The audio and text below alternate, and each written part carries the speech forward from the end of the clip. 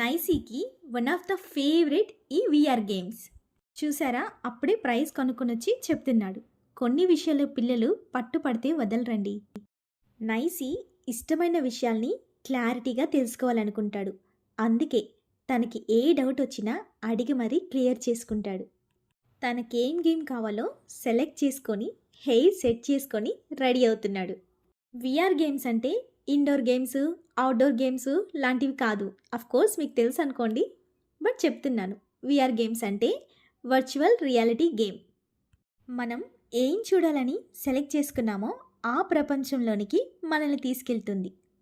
ఇందులో పైనుంచి కిందికి పడిపోయినట్టు, డైనోసార్ మన పక్కనే ఉన్నట్టు, గోస్ట్లన్నీ మన చుట్టూ ఉన్నట్టు, ఇలాంటివన్నీ కూడా ఉంటాయండి.